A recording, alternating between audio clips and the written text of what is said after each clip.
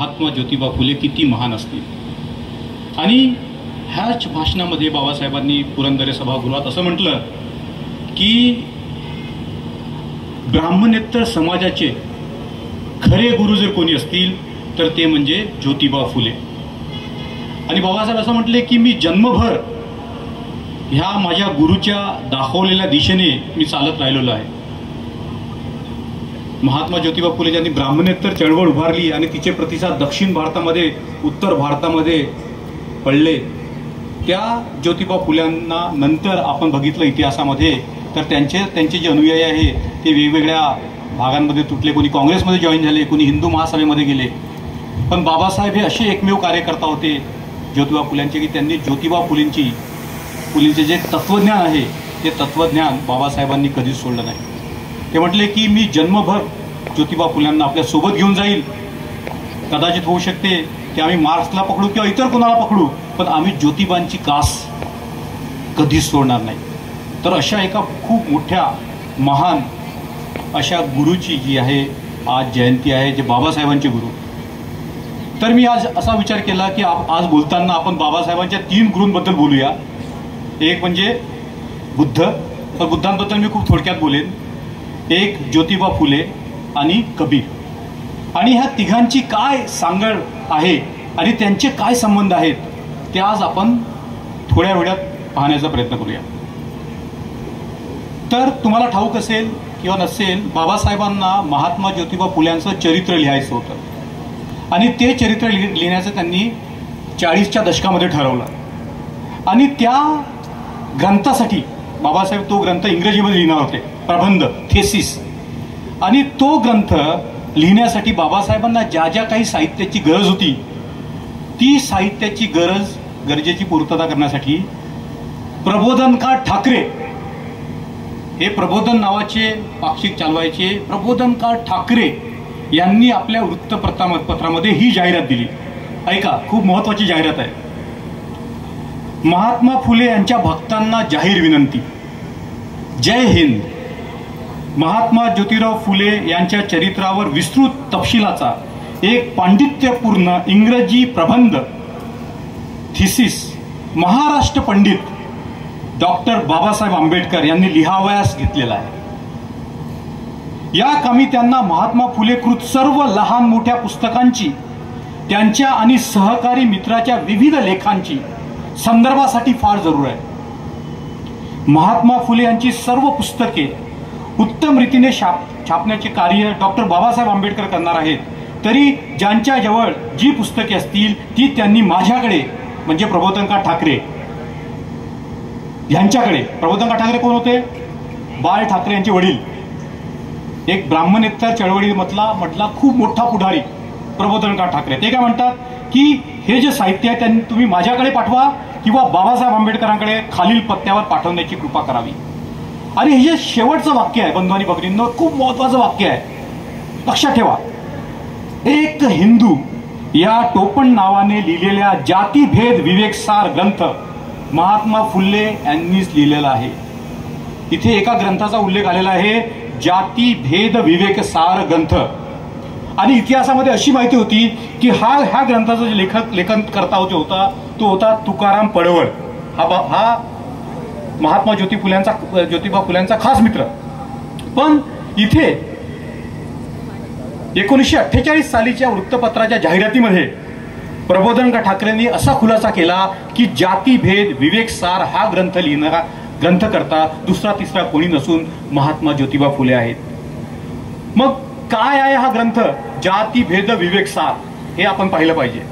तर जातीभेद विवेकसार हा ग्रंथ जो आहे हा सर्वप्रथम बाहेर आणला तो म्हणजे तुकारामाची जी शिष्या होती, तिचं नाव बहिणाबाई, त्या बहिणाबाईने हा ग्रंथ सर्वप्रथम जनतेसमोर हजर केला।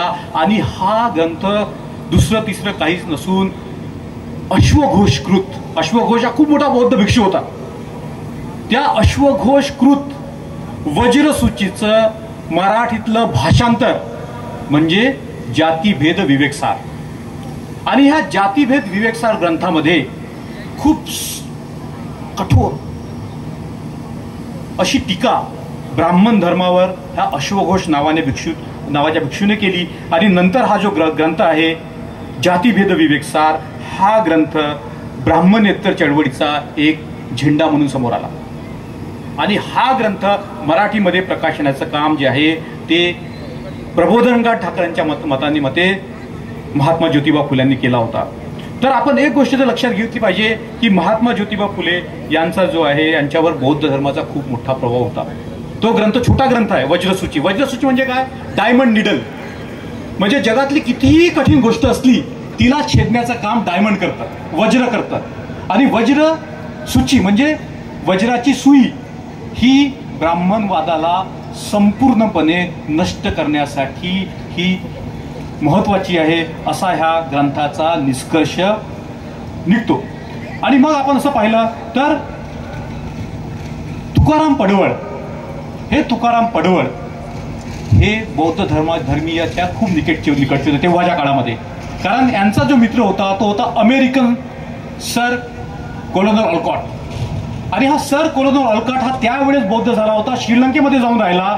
भारतीय लोकांसोबत तो नेहमी संपर्कात राहायचा.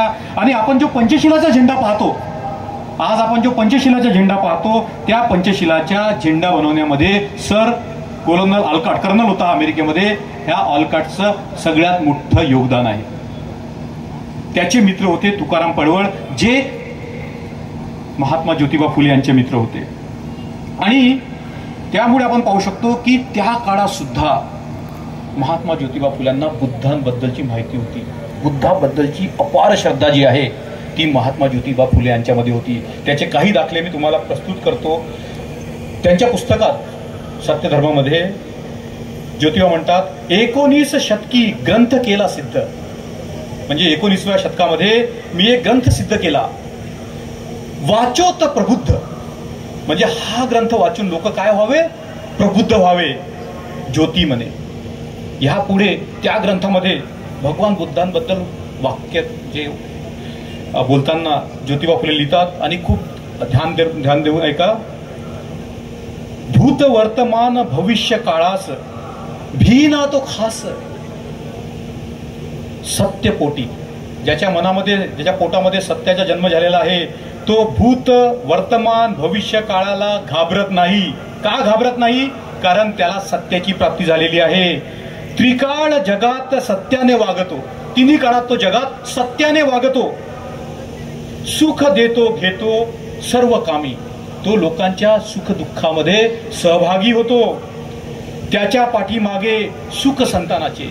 त्याच्या ह्या अशा वागण्याने येणारी जी संतान आहे ती पण सुखमय होते. हर्ष मानसास जगामध्ये माझी. ह्या जगामध्येच ह्याच देही ह्याच डोळा त्यांना सुख आणि हर्षाची प्राप्ती होते. अशाच म्हणावा बुद्ध महाजन. ज्योतिबा म्हणतात की अशा माणसाला म्हणावं बुद्ध महाजन. मानवी भूषण ज्योती म्हणे. म्हणजे मानव्याचं जे भूषण आहे अशाच माणसाला आपण म्हणू शकतो बुद्ध महाजनाला आपण असं म्हणू शकतो. तर ज्योतिबाने अशा प्रकारे बुद्धाला जे आहे ते मानवी भूषण म्हटलेलं आहे बंधुआनी भगिनींनो. आणि खूप महत्वाची गोष्ट आहे, कारण सत्य धर्म आणि सतधर्म आणि सद्धर्म ही एकच बाब आहे. जर आपण अभ्यास केला, कबीर म्हणजे सिद्धनाथ परंपरेतून आलेले जे बौद्ध संत होते, कबीर, रैदास, नाम, यांचा आपण साहित्याचा अभ्यास केला, बौद्ध धर्माचा अभ्यास केला, फुल्यांचा अभ्यास केला, बाबासाहेबांचा अभ्यास केला, तर आपल्याला असं दिसतं की हे सगळे सतधर्म, संत धर्म, सत्य धर्म, सद्धर्म याचे वाहक होते. आणि ही अतिशय महत्वाची बाब आहे की बाबासाहेबांना 16व्या वर्षी जो ग्रंथ दादा केळुसकरांनी दिला, भंडारी समाजातले होते, खूप विद्वान होते, ज्यांनी बाबासाहेबांना घडवलं, त्या दादा केळुसकरांनी बाबासाहेबांना 16व्या वर्षी जो ग्रंथ दिला होता गौतम बुद्धाचे चरित्र, त्या गौतम बुद्धाच्या चरित्राच्या बाबासाहेबांच्या मनावर एवढा परिणाम झाला की बाबासाहेब असं म्हणतात पुढे जाऊन की मी वयाच्या 16व्या वर्षीच बौद्ध होतो. वयाच्या 16व्या वर्षीच मी बौद्ध होतो. आणि हा ग्रंथ लिहिण्याची जी प्रेरणा आहे ती दादा केळुसकरांना ज्योतिबा फुल्यांनी दिली होती. आणि ज्योतिबा फुल्यांच्या म्हणण्यानुसार दादा केळुसकरांनी 3 ग्रंथ लिहिले होते, बायोग्राफीज, जीवनी. एक होती तुकारामांची, एक होती शिवाजी महाराजांची आणि एक होती गौतम बुद्धाची. आणि हे नेहमी बाबासाहेबांच्या संपर्कात असल्यामुळे दादा केळुसकर त्यावेळेस त्यांनी बाबासाहेबांच्या मनाची जी आहे वैचारिक जळणघळण जी आहे ती खूप लहानपणीच केली होती. आता आपण पाहिलं की अशा प्रकारे कबीरांचा आणि बुद्धांचा, तुकारामांचा, आपल्या ज्योतिबा फुल्यांचा आणि बुद्धांचा संबंध दिसतो. सत्यशोधक किंवा सत्य हा शब्द जो आहे, सत्य धर्म हा जो शब्द आहे, हा शब्द असं म्हणतात की कबीरांच्या दोह्यामधून कदाचित ज्योतिबा फुल्यांनी घेतला असेल. आज त्याचे दाखले आपल्याकडे उपलब्ध आहेत. दाखले असे आहेत की ज्या दुकानामध्ये, फुल्यांच्या दुकानामध्ये तुकाराम, अजून एक व्यक्ती होती ज्याचं नाव मी तुम्हाला सांगतो, त्यांचं नाव होतं तुकाराम पिंजन, ह्या गृहस्थांचं नाव होतं. आणि हे जे तुकाराम पिंजन नावाचे गृहस्थ होते हे आणि एक ज्ञानगिरी बुवा म्हणून कबीरपंथी साधू होते. आणि हे ज्ञानगिरी बुवा कबीरपंथी साधू आणि ज्योतिबांचे इतर सहकारी, त्यांचे नावं अशा प्रकारे आहेत: रामशेठ उरवणे, यानबा जगडे व विश्राम घोले. हे सगळे त्या ज्ञानगिरी बुवांच्या सोबत बसून कबीरांचे बीजक जे आहेत त्याचे भाषांतर बुवा करायचे आणि ज्योतिबा फुले जे आहेत ते त्याचं श्रवण करायचे. आणि ह्या त्यांच्या अशा सत्संगामधून असं म्हणतात की ज्योतिबा फुल्यांना कबीरांच्या तत्वज्ञानातून जे आहे ते सत्य शोधन काय असतं, सत्य कसं शोधायला पाहिजे, सत्य काय असतं, माणुसकी काय असते याचे धडे भेटले. आणि असा संबंध आपल्याला ज्योतिबा फुले आणि कबीर यांच्यामध्ये दिसतो. आता जर आपण कबीरांचा विचार करायला गेलो तर कबीर कोण आहेत? तर 9व्या शतकामध्ये जे बौद्ध सिद्ध होते, ज्याच्यामध्ये सराहा, विरूपा असे खूप मोठे मोठे व्यक्ती होते जे नालंदा विश्वविद्यापीठामध्ये शिकायचे.